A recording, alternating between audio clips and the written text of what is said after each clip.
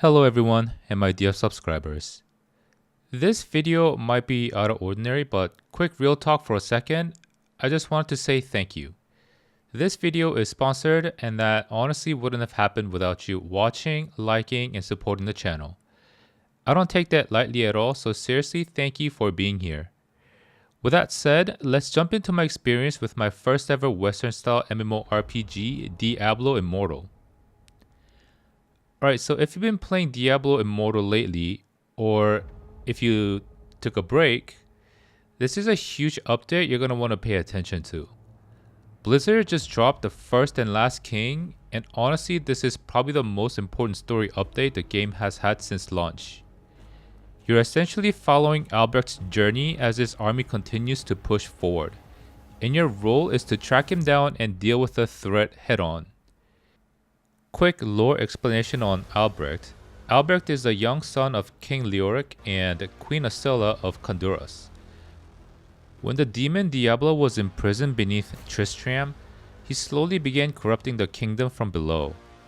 As part of that corruption, Albrecht was kidnapped by Diablo. He was dragged into depths beneath the cathedral. Diablo used the child as a host and vessel to eventually free himself. In Diablo Immortal, with the first and last king update, you will confront the first ever Sharborn prince, Albrecht, and his army for an epic finale of the 4-year-long Worldshell saga, which started with the launch in 2022.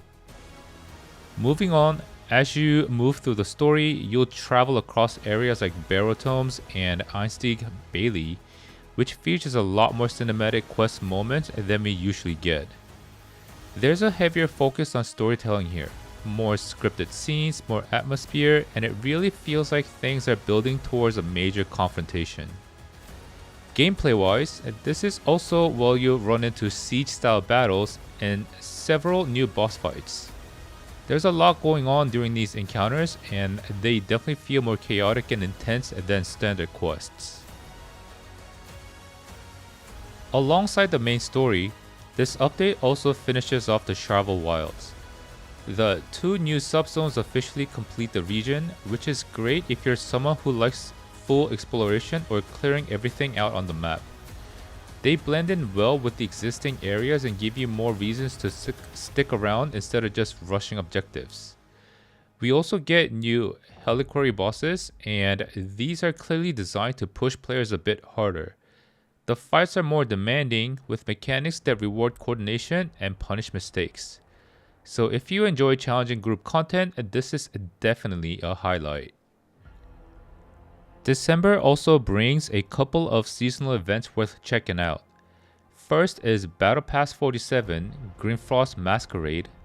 It's winter themed with new cosmetics and the usual progression rewards as you level through it. If you're already playing regularly, it fits naturally into your grind. On top of that, we've got the Bromontine Holiday Celebration, which adds festive challenges and seasonal rewards. This one's more lighthearted and serves as a nice break from darker tone of the main storyline.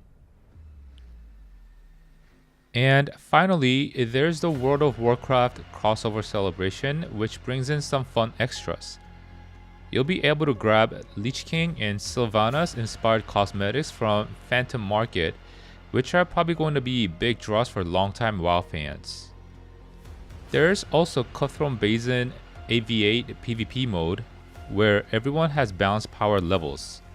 This makes matches feel a lot more skill based, which is a nice change if you're tired of gear difference deciding fights. And to round it all out, the Mornskull legendary gem is making a return as part of the event, giving players another chance to pick it up. One of the first things that stood out to me was how straightforward the gearing process is. You don't need to overthink stats early on, the game clearly shows you when an item is an upgrade, and swapping gear feels fast and intuitive. You're constantly getting drops from quests, dungeons, and enemies, so progression feels steady instead of grindy. As a new player, that felt great. I wasn't stuck on comparing spreadsheets of stats, I was just equipping better gear and moving forward. Skill leveling is another area where Diablo Immortal really shines for beginners. You unlock abilities gradually as you level up, and the game clearly explains what each skill does. There's no pressure to make wrong choices early on because you can freely experiment and adjust your loadout. For someone like me that made the experience way less intimidating, I could test skills, see how they felt in combat, and swap them out without punishment. It encourages learning by playing, not by reading guides for hours. To touch up a little bit on class design, each class feels unique right from the start. Even early abilities give you that power fantasy feeling Diablo is known for. As a new player, it's easy to understand your role, but there's still depth there as you grow stronger and unlock synergies later on. And combat is where everything really comes together. It's fast, responsive, and incredibly satisfying. You're constantly surrounded by enemies, chaining abilities, dodging attacks, and watching numbers fly off demons in true Diablo fashion. Combined with the dark environments, haunting music, and gothic art style, the combat feels immersive without being overwhelming. It pulls you into the world while still being easy to control. Overall, gameplay-wise, Diablo Immortal surprised me.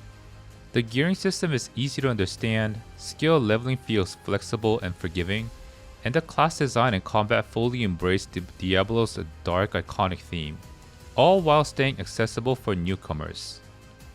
If you're new to the Diablo universe or just looking for an MMORPG that doesn't throw you into the deep end, this game does a great job easing you in while still delivering that classic Diablo experience.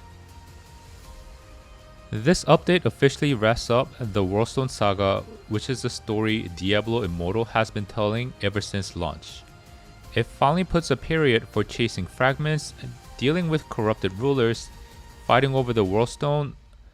All of it has been slowly building toward this moment. This is where those threads finally come together.